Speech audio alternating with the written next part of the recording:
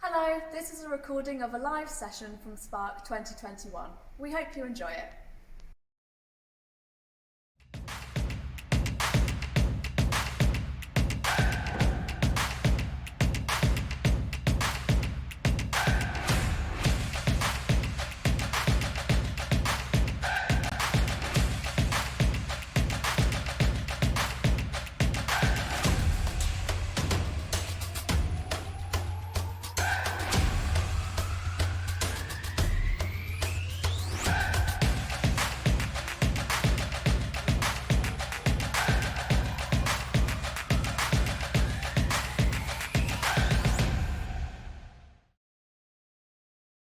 Good afternoon and welcome to Spark Ignite 2021, where we're about to commence our final session on day 4, a Petra Kuchar takeover, which promises to be an entertaining and lively session for us all this afternoon. So without further ado, I'll hand over to Sarah Lowry.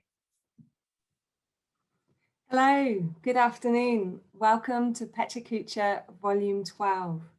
It's great to be here and to take over the Spark event for this hour. My name's Sarah Lowry and I'm here with 6 inspiring speakers and my co-host, Jamie Chalmers. Jamie, welcome back to Leamington Spa. Hello, thanks for having me. It's great to have you here. So we'd love to see your comments on the Hoover chat. It's great for speakers to read your feedback afterwards. So do let us know what's going on for you. And I hope you're all comfy. You've got your drinks, your snacks, you've got your favorite chair, and we will start. Now, last year when we took over Spark as well, we were invited to, I was invited to introduce the event with a Petra Kuchar, about Petra Kuchar. So that went quite well. So I thought I'd do it again. And then I will introduce the far more important speakers. So I'm ready to go. So to explain a bit more about my own background, I've worked as a woven textile designer in Nepal and Guatemala. I've designed carpets for airlines. I'm a colour and material designer now, and I've worked in the airline and the automotive industry. And I also make my own artwork as well and work with an artist in Spain. And Jamie Chalmers, my co-host, he first tried cross stitch in 2003 and he fell in love with it. He started a blog called Mr. X Stitch and over time turned his passion into a living. And in 2017, he founded X Stitch magazine. He's on a mission to change the way the world thinks about needlecraft. And he's also a proud father of 2 girls and 1 dog. So I run Petra Kuchar Leamington Spa, and I want to welcome you into a Petra Kuchar talk, a sort of an infinity PK loop. I'm going to explain what it is, why I brought it to Leamington, and how it's developed. If you hadn't already realized, it's a format for giving talks. So Klein Dytham Architects, they're in Tokyo in Japan, and they were having a conference. And they said to each speaker, look, we're tired of long drawn out talks. We're only going to let you have 20 slides, and they're going to change every 20 seconds out of your control. So right now, I'm not pressing any buttons. Warwick District Council are controlling our slides. So it was a huge success. It was really popular. And it was called, I should say it properly, Pecha Kuchar, which is how you more or less say it in Japanese. And it means something like chit chat, which is here illustrated by Charlie Stanley's poster, which he designed for volume 6. And it's so nerve-wracking being online and knowing that everyone's watching. The event was hugely successful in Tokyo, and there's now Petra Kuchar events all over the world. There's something like 1,200 towns and cities holding events. Obviously, at the moment, they're online, but in theory, you can go to an event anywhere you go. And it was trademarked. So basically, that's how we can keep calling it a Petra Kuchar. I say it wrong. So I started it back in 2018 in Leamington. And the reason being is because I'm basically really nosy. When I'm allowed to sit in a cafe or sitting on a train, I'm thinking, who are those people? What's their story? What inspires them? We all have so many wonderful human beings living nearby, and I wanted a chance to meet you all, basically. So here's our first event in Temperance Cafe. I was really worried, would anyone even come? And we filled the basement. So we outgrew our first venue on our first night. So it was brilliant to work with Temperance. But we then took the next event to the Real Tennis Court Club on Bedford Street, which if you ever get a chance to go, I really recommend it. It's a really interesting building. It's the oldest real tennis court club in the world. And so our audience doubled again. And so in the end, we actually went to the Irish Club, and then we went to the Spa Centre when Spark invited us. So the event has grown far quicker than I'd ever expected. And I keep showing you pictures of you, effectively, the audience, and you're important. You're what makes it what it is. You're friendly, you're warm, you understand the restriction that the speakers are under. That is a hint. And it's really what has allowed us to grow. So along with our audience, we have our speakers. So our speakers are also definitely varied, and we encourage them to be creative with the format. Obviously, that's easier when we're not online. Lucy Burton brought Iggle Piggle with her. We have Dr. here, or Victor, as you might know him. He dressed as Phil Collins, dressed as a gorilla, obviously. Dominic Russell, he brought a saber-toothed tiger's tooth with him. That is hard to say. So the audience learn amazing things, some insightful, some funny, some terrifying. Subjects have included kites, floristry, Krav Maga, mental health recovery, textiles and sustainability, virtual reality, sharks, spies, logo design, brewing beer, the list goes on. So the reason the format is so successful is because it's short, sharp, concise. And that comes with a challenge. Archie Pitts, who is a retired lecturer, said to me, Sarah, I normally have 2 hours. And then Paul Sharp actually took his lecture and turned it into 400 seconds. So the speakers have to put an awful lot of time into creating this for you. They edit and edit and edit. This is an example of 900 kilometers squeezed into 400 seconds. One of my speakers even sent me photos that he couldn't fit in just because he wanted to share them with me, and he'd done all this amazing research for it.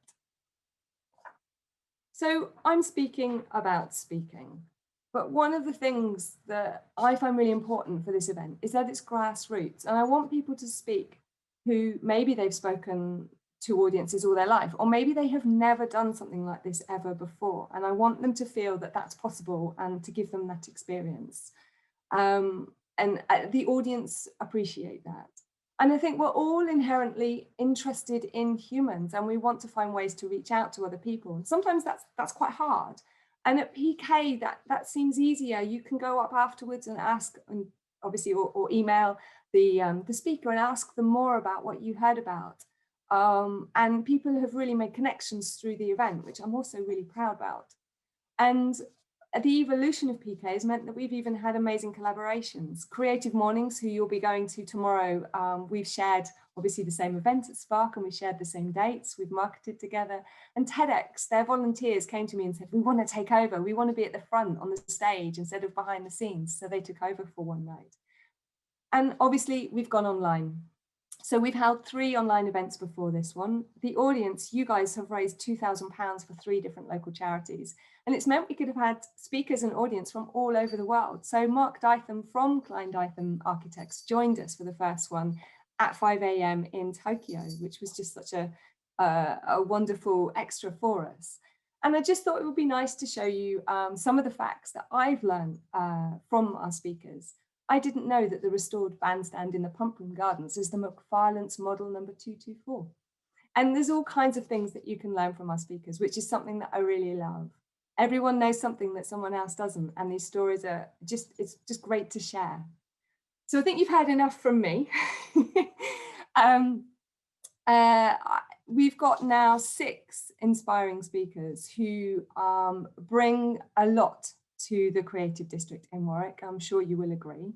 And I think you've also heard enough from me, and you definitely do know what a Pecha Kucha or a Pecha Kacha is. So without further ado, I can breathe now. I've done my 6 minutes and 40 seconds. So I'm going to introduce Benjamin Penrose, our first speaker. So Benjamin Penrose is an art director. He's currently working for Tencent Games and Shark Mob. He's previously spent many years working with Microsoft and Playground Games. on Fable and the Forza Horizon series. So Benjamin, welcome. I shall now mute myself. Hi, thanks. And just on cue, some builders outside my house have just started banging away on something. So apologies if that gets in the way a little bit.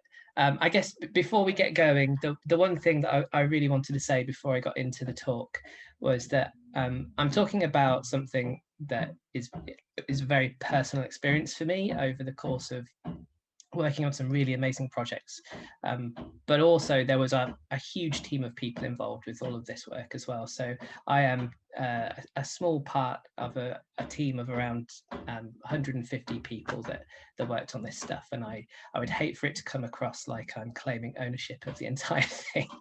So I just wanted to make sure that was really clear before I get going. But yeah, without further ado, unless there's anything else, Sarah, I think I'm ready. I'm probably not ready, but let's go for it. So a seed was planted around my ambition to be able to paint from a really young age. My grandma was really into shows like Bob Ross and Watercolor Challenge, and I'd watch those with her, and watching people paint got me hooked on the process of turning colored marks into an image of something I recognized. It felt like a magic trick, and it was something I really wanted to learn how to do myself. And this is a Nintendo Entertainment System, or an NES for short. My dad originally got me this as a birthday present after he moved us to a country with no English TV. However, I totally fell in love with the worlds that I could enter and explore, and watching my dad complete Super Mario Bros. 2 whilst hiding under my pillow out of a mixture of anxiety, awe and excitement will never leave me. And as a teen, my music taste took a left turn away from the shouty new metal stuff that was huge in the early 2000s, and I fell deeply, borderline obsessively in love with this guy, Jeff Buckley. It was romantic, melodic, and it defined me. Basically, I became a bit of a hopeless romantic, and still am. And around the same time, I was taken to Paris on a school trip, and I saw great Impressionist paintings in the flesh for the first time and understood and recognized their magic. The way the same subject had been explored in various different settings and times of day was entirely mystifying, captured me in terms of how evocative it was. And that sort of leads me to my first public outpouring of my own artistic self-expression. I loved pink and black, and if you can tell, the work was a product of me wanting to find a way to recreate my surroundings, but I was also secretly terrified of committing to anything that looked literal. So I was kind of hiding behind abstraction and printmaking at this stage. And then moving on from that, this is the last thing I painted as a student towards the end of my education. I panicked a bit. I suddenly started worrying about my employability, as was my dad. So I decided I needed to be able to paint actual stuff in order to gain access to the video game industry to be a concept artist. At this point, my dad had considered me a complete lost cause. The studio I began working for was a place I'd never heard of before called Playground Games. They told me they liked my portfolio, offered me a job working on an open world racing game called Forza Horizon. I didn't really draw cars, but it turned out they wanted somebody to draw the landscapes and the worlds that their games were set in, and I could do that and be excited about it.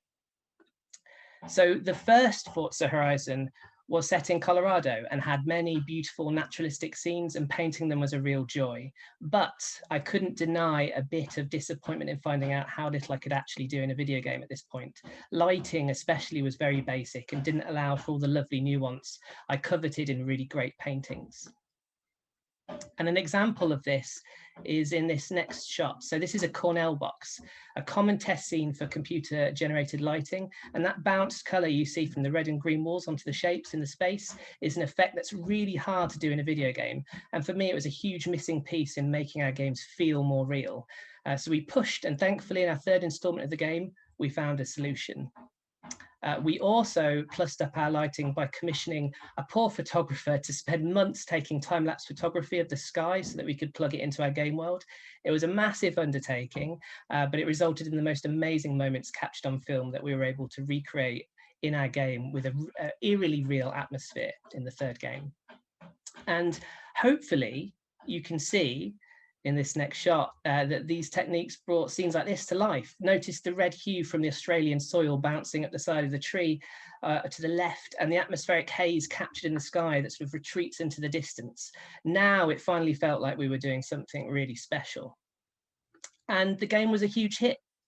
It smashed all expectations. It really established Playground Games as a serious game maker, and I was thrilled that people responded really well to the visuals. However, now we have to decide how the hell to follow it up, and importantly, what kind of glamorous location could we go to after being in the south of France and Italy and Australia? Where could we go? So during all this time working on this series of games, nearly 7 years at this point, I drifted away from concept art, and now I was working as the studio's art director. I spent more time emailing than painting, and outside of work, I'd rediscovered the joy of painting for myself. And like the painters I admired, I really wanted to paint what was around me. So imagine my joy when, as a studio, we decided to set our next game in the UK, specifically including areas really close to home. We set our sights on a sleepy little cottage in Broadway as our test scene for our new game, and it was about as chocolate box Britain as you could get, and very left field for a choice of an action-packed video game setting.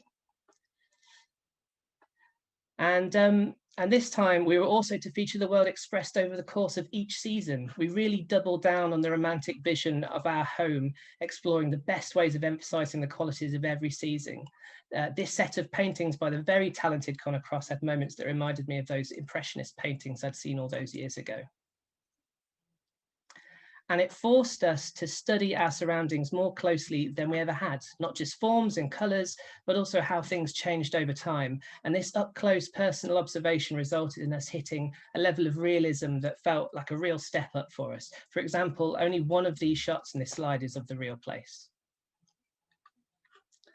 And during the time that we were doing all this, my wife was expecting our first child at the time, and we used to take long walks after I'd finished work in the park in Leamington, and it became a bit of a ritual to observe how the palette of trees were changing over the course of the 9 months, and obviously argue over baby names. And a revelation came as to how non-uniform the change was, and capturing all that detail in a game was one of many great head scratches. And we found quirky solutions to many of these problems and many more like them, and ended up with a game that had you racing at top speed through a world that felt calm, soulful, and authentic, and like something that felt incredibly personal and something that I related to. It almost made me nostalgic at moments, which felt like a real artistic achievement. And then in summer 2019 in LA came the time for our creative director to tell the fans what we've been working on. Nervous doesn't quite cut it. An announcement on a huge stage in front of a live audience and millions of people watching across the world. It was kind of like, no pressure at all then, guys. You know, let's just see how this goes down. I was sat near the front trying not to throw up. And it turns out if you pour that much creative energy into something and you care deeply about it, it has a pretty decent chance of resonating with people who get to experience it. In 2020, myself and a group of colleagues made our way to BAFTA Gaming Awards and picked up Best British Game for Forza Horizon 4, which I count as one of the greatest achievements of my career so far. And I was very, very drunk by the end of it. There you go. That's me. Thank you. That was amazing. That was amazing. Just as someone who's watched YouTubers play that video game, I commend you on your Cotswold and Cumbrian outcomes, and also give you points for surviving your first PK with a man hammering away in the background there. So if people want to understand more about how video games are made, because obviously it's a massive industry that is, you know, where can you find out? Where can you see behind the scenes? Well, I'll tell you what, a really good way of finding out actually is by reaching out to people. So Leamington has a huge gaming community. In fact, it's one of the biggest hubs in the UK for it. And if you go and talk to some of those people, either in the pub or over LinkedIn, you will find that if you broach that subject, it's pretty hard to get people to shut up once they start. They're so grateful for someone talking to them. But you know, there's loads of places as well online. There's a great event that happens every year, well, apart from when there's global pandemics on, called oh god damn it, I can't remember the name of it. I'll remember, and I'll put a note somewhere in an email to somebody. But there's lots of talks happen every year where they tend to go on technical deep dives over in the States and various other places around the world, and you tend to get nice little glimpses into how they put these pieces of work together and what sort of technical challenges are involved. Fascinating. Thanks very much. GDC, that's the name. GDC. Of it. GDC, Game Developers Conference. There you go. That's what it's called. Nice one, Sarah. Thank you. So, speaker number 2 is Emily Pettit. Emily is a freelance illustrator based in Leamington. She loves nothing more than painting images inspired by the quirkiness in everyday life. After several years working in mass manufacturing companies, she embarked upon a career change to add more colour and creativity to her working life. Emily's talk is about her career change from engineer to illustrator and the challenges she's faced along the way. Emily, welcome. Hi. Okay, I think I'm ready. Let's just go for it. I thought it would be best to start this presentation by embarrassing myself. I love cats and I wish they made adult-sized dungarees like these. 3 years ago, I made a career change from engineer to illustrator, and I thought I'd tell you that story through the art I made at different points in my life. So anyone familiar with my illustration will know it doesn't look that dissimilar to this, but actually this is something I made, I think I was 5 at the time. I loved making things. I always wanted to be busy, crafting, building or drawing something. I was practical and creative and felt best when using my hands. Fast forward to high school and I found oil paints. I was completely hooked. I told my parents I wanted to study art after school, and they didn't think this was a very good idea at all. So I heard the old, you can't make a living as an artist. So I went back to my careers prospectus and there I found product design.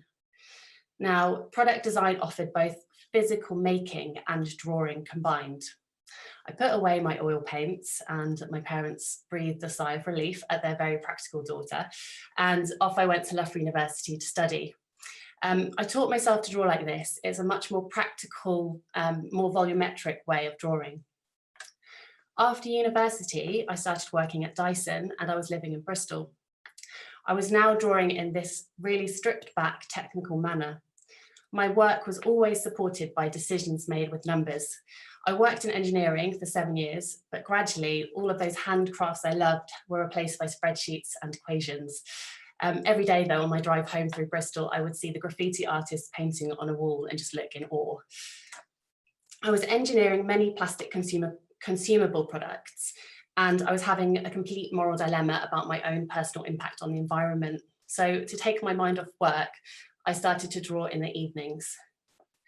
Work felt too functional for me, but this kind of art just wasn't functional enough. An illustrator friend of mine told stories with her drawings, and that really intrigued me. Completely exhausted by the corporate world, I literally typed into Google, illustration summer school. I found a 2-week course in Porto. I used my savings to buy a flight and off I went. Somehow, the 12 women on the course came from 12 separate countries. We spoke a sort of English soup and we learned about screen printing and drawing on location. I made drawings of Porto in the location drawing class. I remember showing the image on the left here to my tutor, and he said it was the sort of thing that my parents would like. And I realized I was so concerned with actual representation, I forgot that I could manipulate what I saw. The most important feeling really was how all the houses stacked up on top of one another. One day I returned to my Airbnb and I found this little guy on the ground just outside. It felt a bit like an invitation. There I was on a trip looking for an entrance into the art world, and drawings were literally following me home. It also really reminded me about the freedom of childhood expression. There is no fear of representational accuracy as a child. I still had a slight issue. I'd lost that confidence to play and create. I could draw accurately, approaching the page in a technical way like the left drawing, but faced with real life and clothed, apparently, people, my lines were frozen, shy, uncertain, and timid. I had none of that confidence to represent my world, and I didn't really understand my own perspective. On returning back to work after my trip, I was back to drawing squares. The inside of my plastic box was cozy and comforting, but I'd had a taste of the art world and I was craving something a little bit more chaotic. So I did what any qualified 30-year-old would do when they're unhappy at work. I quit my job and I started working at a garden centre where I got to hang out with a Bengal cat named Katsy. The best thing about my new job was that it gave me 2 free days a week. I enrolled in a distance learning master's course with Falmouth University in illustration. My boyfriend and I moved house and we learned how to budget. I worked in customer service at the garden centre and I was very, very bad at that. I remember a customer came up to me asking for a pink flower called Lavatera. I thought them incredibly formal and pointed them towards the customer toilets. It did teach me a couple of vital lessons. I loved working away from a desk and I could survive on a third of my previous salary.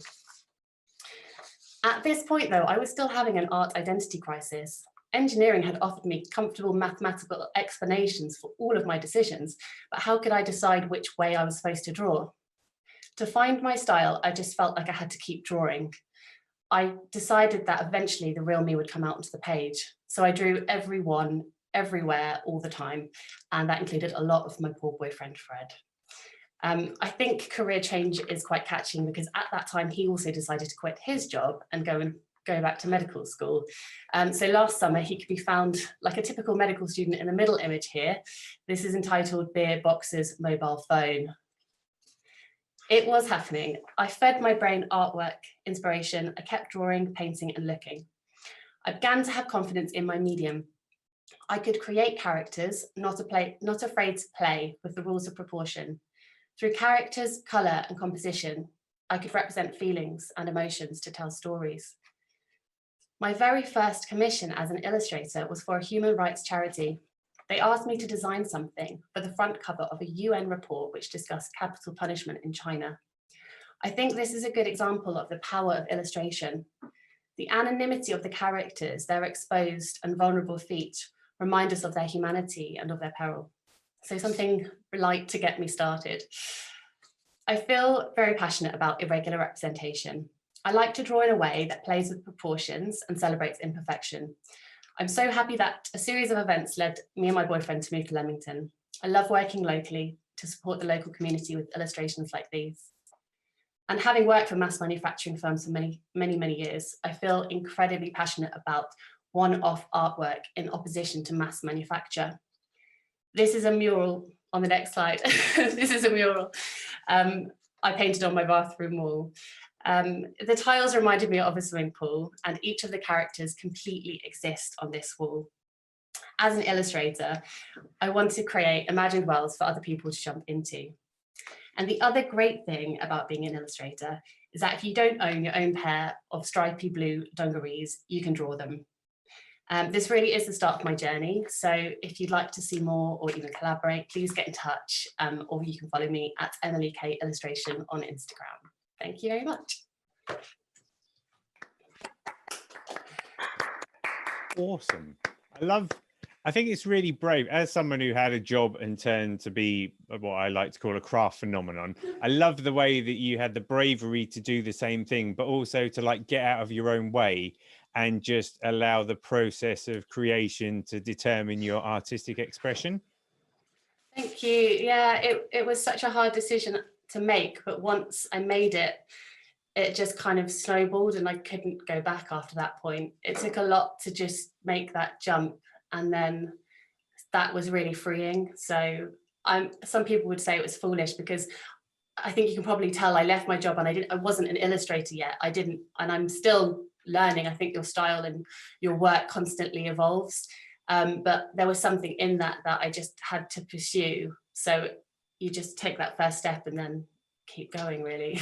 And the universe has kind of kicked in to support you, right? Yeah, hopefully. I mean, it's growing gradually, but I mean, I still have a part-time job, but at the moment it's 50-50. So kind of just inch by inch, moving into that industry. Well, you've just done this event now here, so it's just gangbusters from here, quite frankly. Brilliant, nice one. Thank you. Thanks, Emily. So, on to speaker number 3.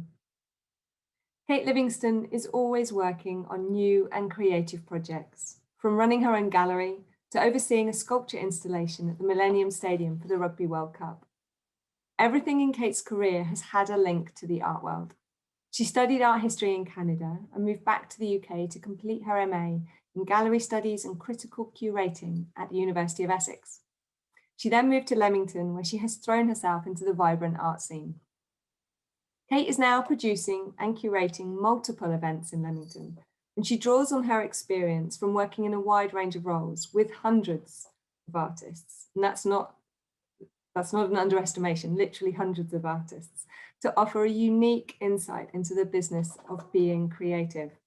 Whether it's exhibiting in galleries or attending national art fairs, today Kate will be offering her top tips for artists that can only come with her years of experience. Kate, thank you.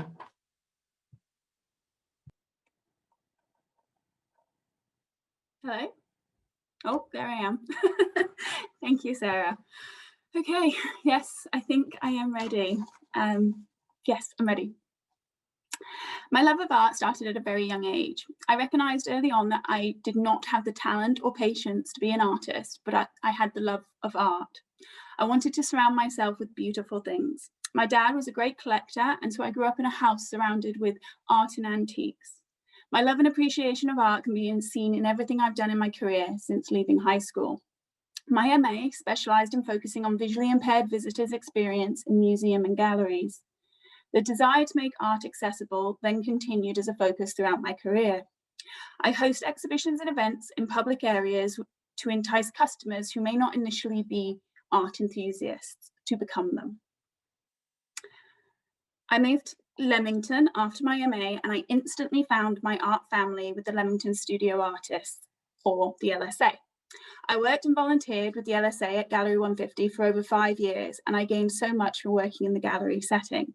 I moved up from the LSA to run my own gallery. I ran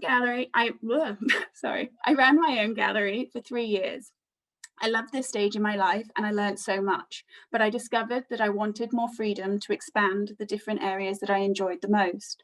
I decided to focus on organising events and exhibitions and helping artists and customers through individual consultation.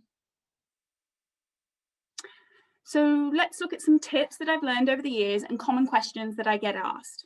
How to price your art is the biggest question. So first of all, detach yourself from the artwork that you're wanting to sell. It can be very hard to do, but it's the most important thing when trying to get a realistic price. Do your research of your contemporaries and what they are charging. Stand within them, or among them even. The idea of paying yourself an hourly rate and selling based on that is not consistent. One piece of artwork may take you 3 months and another piece 2 days. This matters to you, but not the customer. Often artists charge based on size. This is easier for your clients and your collectors to understand what something should be worth. Make sure you take framing the art and commissions into consideration in the price. Be prepared that someone might ask for a discount. Don't be caught off guard by this and know what discount you're happy to work with, but do not sell yourself short. It is wonderful to be asked to produce a commission, but there is a lot of important things to keep in mind with this. Commissions can take a lot of time and energy. Ask for as much reference material as possible. Once you have a preliminary sketch confirmed, you can ask normally for about 50% non-refundable deposit. Make sure your client knows that this is non-refundable and covers your supplies. If it is a commercial commission, make sure you understand what the client wants, likes, dislikes, and needs. Show them a variety of your work. Make sure you have a time frame and work within that. When you are working on the final piece, remember to keep referring to the brief that was approved. This is what the client or customer will be expecting. One of the most important parts of gaining gallery representation, if that's the route you would like to take, is being professional. You may be focused on your craft, but if you would like to work with a gallery, you need to be organised. This will benefit you the most in all areas in the future. A very good habit to keep is an inventory list. This will help keep track of your work, especially if you're trying to sell in a few different channels. Selling online or face-to-face, you need to know what has sold and where else it's being advertised. It also helps you, if you are contacted with any questions, to be able to give quick and precise answers. I strongly recommend making high quality scans of your artwork. Having these scans that you make means that you can have prints anytime if you wish to. If you are limiting the edition, start with a lower number, especially if you're an emerging artist. Limited edition prints are typically priced about 10% of what you hope to sell your original for. Now, packaging artwork. This seems like an easy topic, but it is what causes the most damage when artwork is being delivered to a gallery or fair. Bubble wrap can actually cause a lot of damage to your art and frames if it's not used properly. The bubble should either be on the outside or ideally with a thin piece of paper between the art and the bubble wrap. Bubble wrap bags are a good option, but they can be pricey. Make sure you consider this. Remember, you have spent hours, if not months, on a piece of artwork. Don't risk damaging it by rushing and poor packaging. Also, remember to wrap and protect the corners. These are easily knocked and again damaged, meaning a replacement in frame. Do you have a website? Do you have social media? Do you have business cards? All of these things are so important in making you an organized and professional artist. If these areas are not your forte, ask for help or hire someone. It will save you a lot of stress. You as the artist should be your brand. Show your studio, your workshop, show you and why you create your art. Customers want to see the genius behind the art. Copying is easy. Being inspired and adapting that inspiration into your own work is a true challenge. If you are lacking inspiration, take a break, try something new. Learn a new skill. It may influence you or it may remind you why you're doing what you do. Make sure you read the fine print for exhibitions and art galleries. Understand the space or requirement that you have. Look to make sure your art will fit in that space and if it is adequate. Plan your space before attending. Be organized. Don't leave packaging, pricing, labeling until the last minute. You will regret this.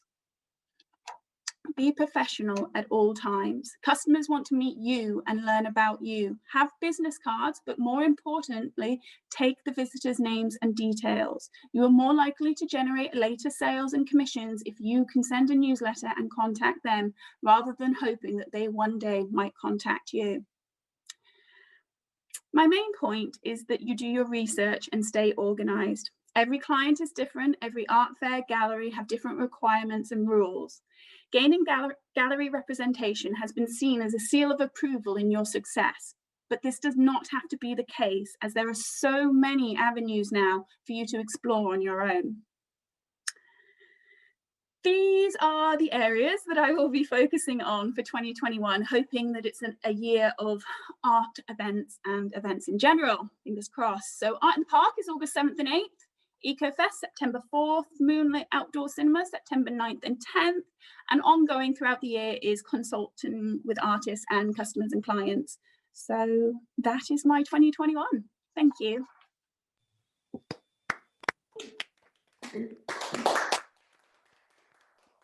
Now, don't get me wrong, I love the Pecha format, but sometimes you get a presentation where you're like, right, I'll have another 2 hours of that kind of wisdom, if you don't mind. Thanks very much. That's fantastic. I took loads of notes down there and I've been in this game for ages.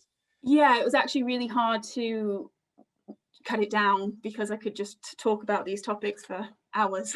I always try and think of something to say, and I was going to go on one about email newsletters because that's like your best marketing tip 101, but we'll save that for a blowout session afterwards or something. Lovely job. Thanks. Thank you. Okay, thank you, Kate. So speaker number 4 is Kirsty Leahy. She knows an awful lot more about hosting an event than me. During her time working with a group of former radio stations, Kirsty has taken part in many challenges over the years. These include a frightening abseil, a nerve-wracking DJ competition, and she has even hosted an event to help raise over £1 million for the Cancer and Eye Hospital appeal in Stratford. Kirsty is also big on community. She's recently helped with the Circle of Kindness project in Oxfordshire and attended the virtual camp with Eden Project Communities. Kirsty, welcome. Hi, welcome. Thank you very much. Great to see everybody. So yes, I think I'm ready. Thank you. So I'm Kirsty, born and raised in Leamington. I love this town. I've left a few times and always returned, and I put that down to the curse of Alistair Crowley. And if you are in Leamington, you must have a look at that curse. So I suppose that oh, is it coming? Oh, here we go. It's longer than I thought. So where did it all begin? And I can promise you all that is not fake tan in primary school. That came much, much later.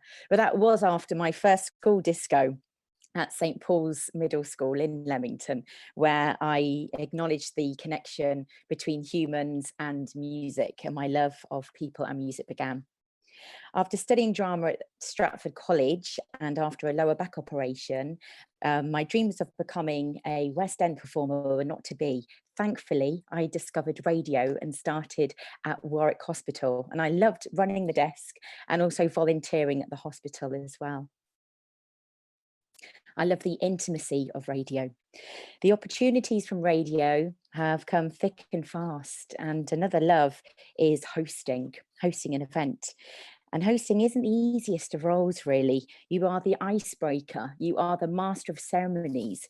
You are the person who is running the event, planning sometimes months and months on end with technical crew and organisers.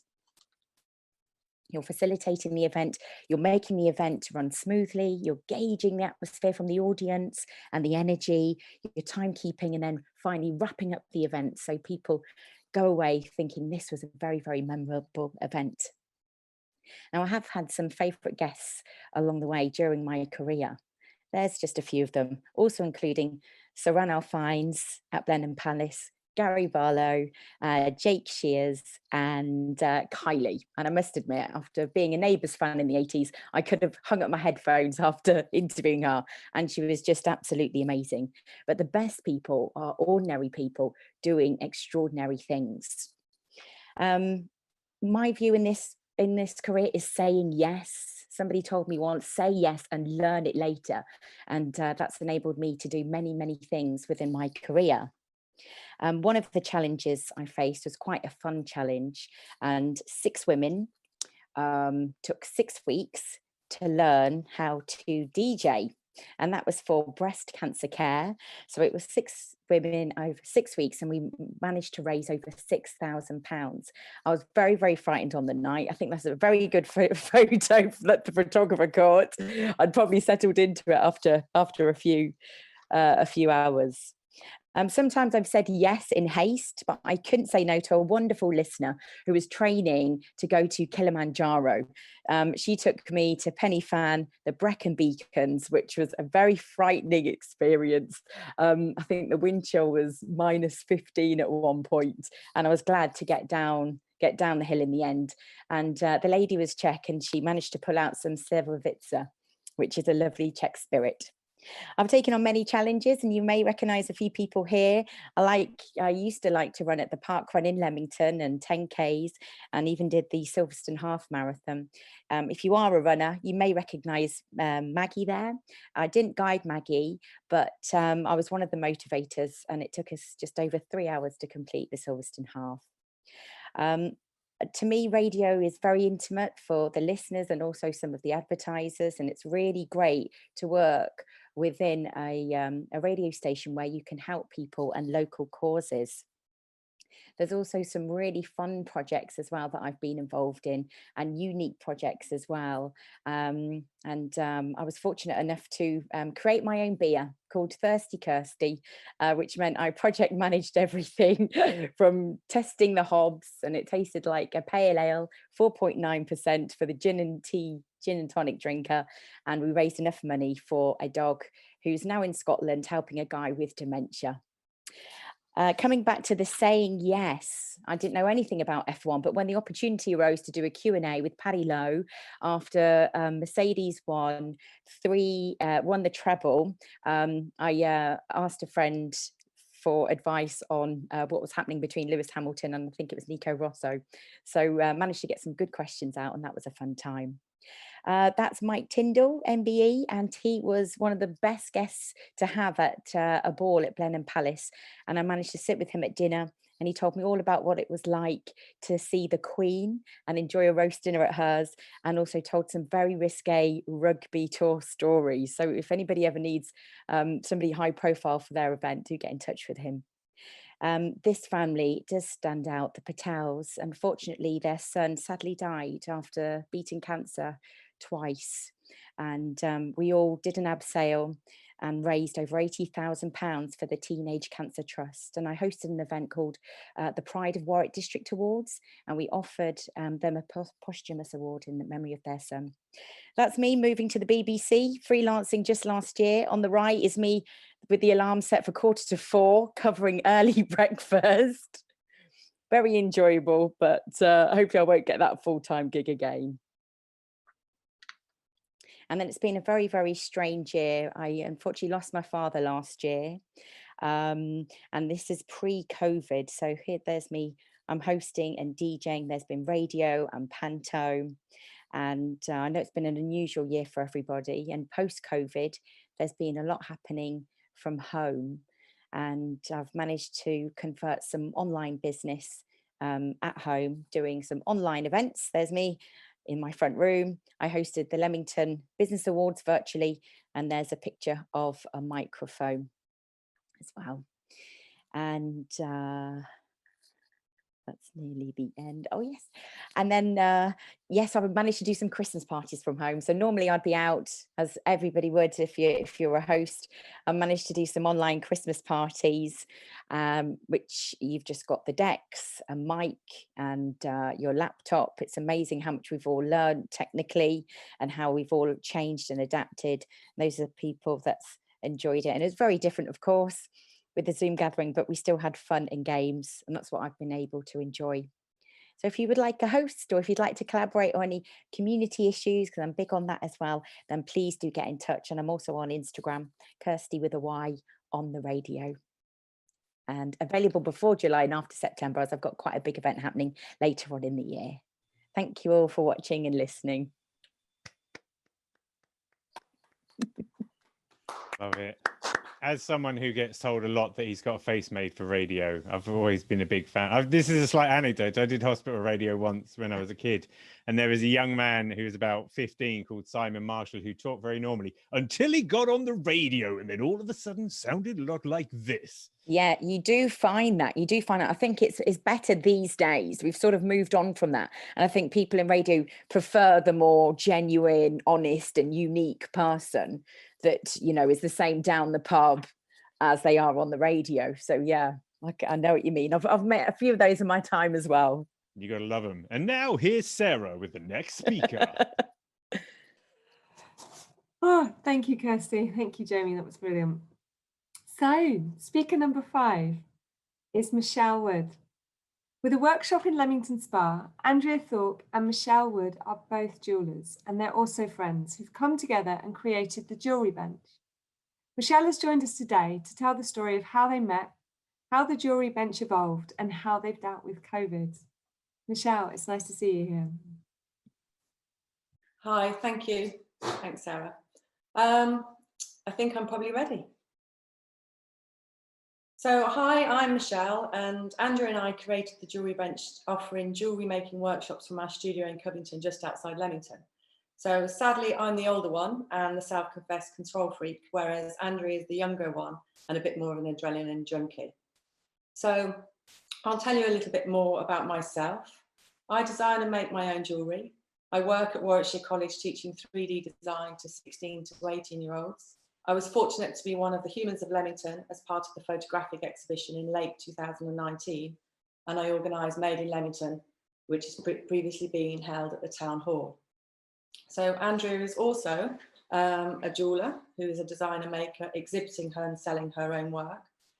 She also taught at Warwickshire College, both to the international and full cost recovery students. She plays polo, mountain bikes, and loves to ski. So between the two of us, we're quite a good combination. And by pure coincidence, Andrea and I have followed a very similar career path. But bizarrely, our paths didn't cross until we worked at Warwickshire College, when Andrea covered me whilst I was on maternity leave. So we both trained at the School of Jewellery, we both worked at Flights of Fancy, and with Jane Moore before meeting at the college, where we kind of came together and started our collaboration.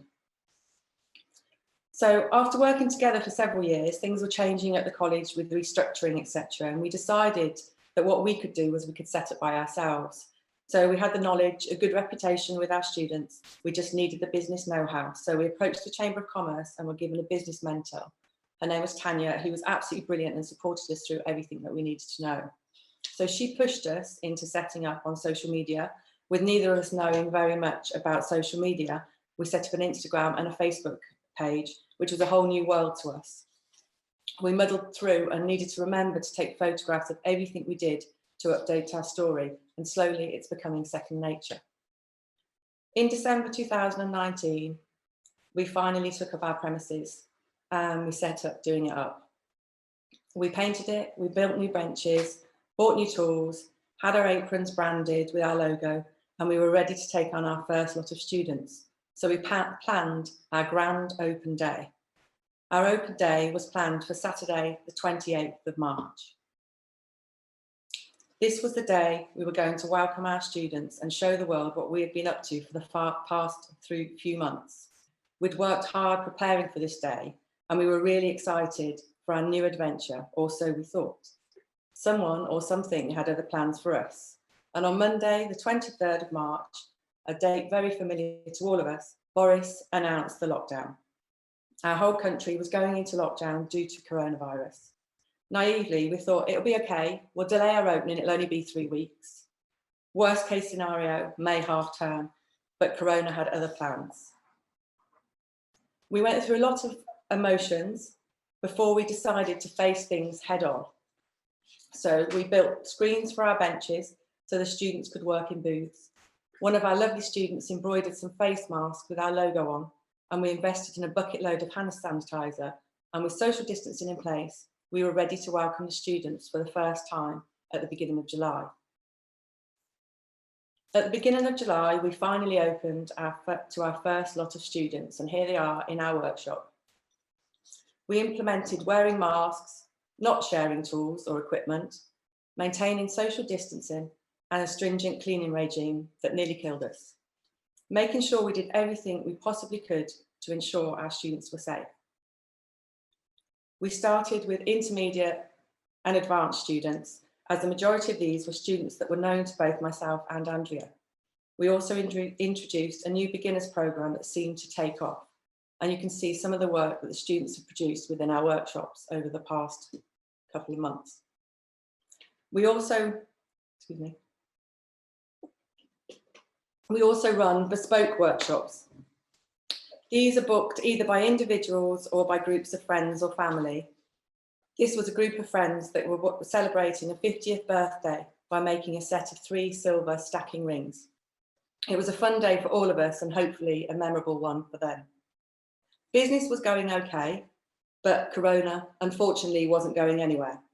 So we needed to up our game with an online presence. So we went on some social media training courses, which were offered through the Chamber of Commerce.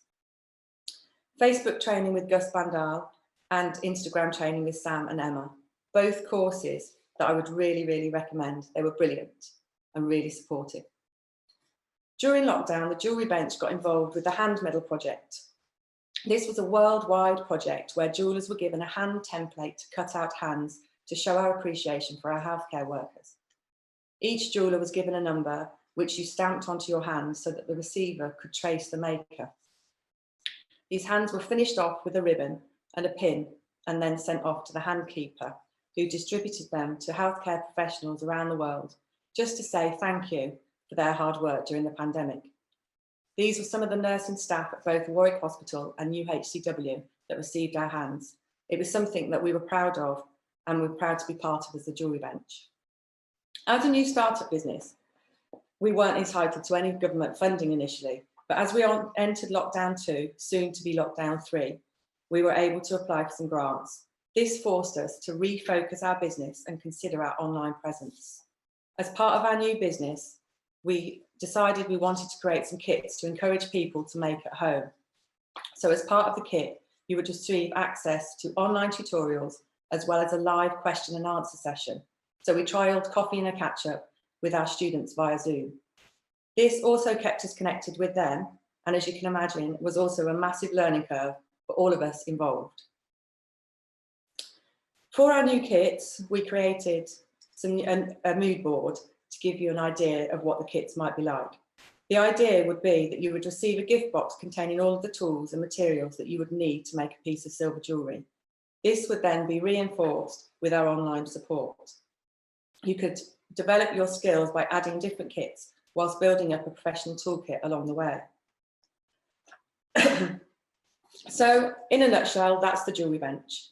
You can sign up to our mailing list on our website, which is www.thejewellerybench.uk, or follow our story on social media, either on Facebook or on Instagram at The Jewellery Bench. Hopefully we've inspired you. Thank you.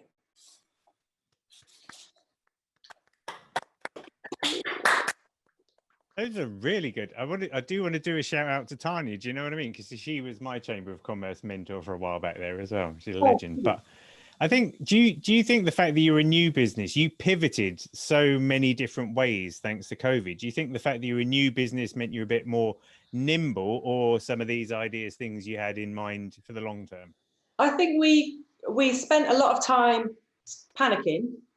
And once we got over that kind of initial panic, thinking what we're going to do, it kind of refocused us. So yeah, we had got kits in mind for further down the line, but it was something that we hadn't initially started thinking about until we were forced really into a position of being online. I think it's amazing. I think that there's probably a lot of people who would have buckled, and so hats off to the both of you for smashing it, basically. Thank you. Amazing. Sarah. Thank you. So, our final speaker. Our final speaker is Becky T. She's an experienced CMF designer. That's colour, material and finish. This is something that I know quite a lot about, but I think most of you won't have come across it before. Her career began in 2003. Her first experience within the colour and material design profession began after joining MG Rover on a 12-month placement year. Thankfully, her parents were supportive of her creative path through education, despite not having any inkling that it could turn into a rewarding and exciting career. Becky, it's nice to have you here. Hi, afternoon, everybody. Hello. Yes, I'm really good to go. So yeah, let's crack on. CMF design, so yeah, colour materials design, CNT design has got lots of acronyms and versions, but it's essentially a product has got a finish on it, and someone has got to specify what that finish is. So that's our job as a material designer, and it encompasses lots of different elements: trend research, supplier research. I got into the profession potentially through a car garage that I had when I was 3 or 4. Apparently that was all I wanted. They asked me if I wanted like a doll or something, but no, I wanted this garage which my dad built for me. And my dad's in an automotive background as well, so I think all of those elements really inspired me. I've worked in various places in automotive and nursery design industries. I'm currently at Envisage Group in Coventry, where they predominantly make concept cars. I graduated from a BSc textile design degree from Huddersfield, and yeah, I've worked at Aston Martin and Shanghai Automotive. Colour material designer is, there's lots of attributes to that role. So we have to be obviously creative, but in a commercial sense. It's important to be passionate and really believe in what you do, because it helps sell your ideas. We have to spin lots of plates, because there's often lots of things going on, lots of projects at the same time. There isn't such a thing as a typical week, actually. It's so varied. It could be doing some trend research or some material call outs, some strategy, or even some admin. It changes week on week, depending on where in the project you are and which client that you could be working with, actually. Fortune telling. So yeah, in a way, we kind of have to have a crystal ball, because the products we're designing are are coming out in maybe 2 years or even 5 years or further ahead. So it's our job to really know what the customers are going to want at that point in time, so that it sells. Otherwise, you could design something and by the time it comes out, it's not relevant anymore. We can break a design. So yeah, I was once discussing this, the positivity of colour material design with a manager, and sometimes what we do isn't so well understood, but actually colour materials can break a design. If it's bad colour materials, your product won't sell. So it's really important that we apply the right materials. In the same way, one product can have lots of different feelings. So you could have exactly the same product. So I've got an example here of my choice pushchairs that I did for Mothercare, and below the DB11 Aston Martin. Applying the same chassis with different fabrics and trims can give you a very different feeling and personality. And that's a really great thing. Design for informing CMF or vice versa. And when I probably started out in colour materials, it was very much the design, the 3D design came first, and then colour materials would be asked, what would you apply onto that surface? But then on the DB11, that changed for the veneers. We had to find the right place for the veneers to go because of technical requirements. This is about materials, making it in production, because lots of materials fail. We are very interested in trying lots of different things, but obviously, you know, some things may not be robust enough, or the supplier's not robust enough. So there's lots of requirements we have to think about in terms of markets, technical performance. Black is black. Yeah, this is an interesting one, because lots of people think, well, you just have black, right? You know, if you specify, I don't know, a black leather interior, but actually you've got to think about all of those black components that go together, and there's lots of variations, as you can see in this image. So yeah, very varied. This is something, if I could create this, I think I would be very rich. A magic invisibility paint. So we're often asked as a colour material designer, okay, what can you do to make this part disappear? So there might be something that is a necessity for engineering, but actually we don't want to look at it, we don't want to see it. So what can we do to make it hide away and just not be there? This is called the Munsell colour test. So you can do it digitally, or you can do it in the physical chips, and it's basically test your colour vision. So you have a load of chips muddled up, and it's your job to put them in the right order. The best score is 0, because it means that you've got nothing wrong. So there's always a bit of pressure to do this test and get the best result. I was really fortunate, as part of my degree, I had a contact at Bentley. So my very feminine textiles I created there, I was lucky to have trimmed into a Bentley Continental seat. And my project was really about engaging more females within the automotive market. I felt it was very male orientated. I designed a quilt for Aston Martin, and it was commended by Jeremy Clarkson on an episode of Top Gear. I know he's not everyone's cup of tea, but nonetheless, yeah, that was a great acclaim for me to have some positive press around my colour materials design work. So this was that hourglass quilt. So it was designed by a ruche quilt designed by Ligné Rosse, and this was introduced onto the Aston Martin Vanquish back in 2012, 2013. 1 million separate stitches, and it was about creating a new quilt technology, which very much moved on from where they had been and was very much an automotive first. Carbon fibre was another interest for me, and I was fed up of seeing normal 2x2 twills, which I found very boring, and I wanted to find new aesthetics, as I knew the market and people would want to find something more interesting. So lots of chopped carbon here that I worked on with a team of people at Aston. Sustainability is a really big thing, and where I am now at Envisage, that's like a key part of our materials library, and it's on everyone's agenda, or most people's agenda. It means lots of different things. It could be recyclable, it could be bio-based, cradle to cradle. There's lots of definitions, and it's about finding what the right thing is for that brand or that customer. I've had a great opportunity to travel over my career, and it's something that I've always loved doing, whether it's going to see some suppliers or whether it's going to see an exhibition. Milan Design Week is the most important exhibition of the year, normally. Hopefully it resumes soon. And we get lots of inspiration from there, from colours or textures or design languages and market trends. This is just me, things I like to do outside of my work. I did an interior design course at Warwickshire College a few years ago, and I've played around with metal sculpture, as Sarah will know, and everything to spray painting the legs of my my sofa that my friend gifted to me. So yes, hopefully that's been enjoyable. So I feel like I've talked at 100 miles an hour and tried to cram too much in, but if anyone's got any questions, then please, yeah, get in touch. Awesome. I'm quite a fan of the fabric that they put on coaches and trains, notably the Kirby design fabrics. And I've often sat there wondering why on earth someone chose that. But I love you must just look around and see all kinds of surfaces and be like, huh. Yeah.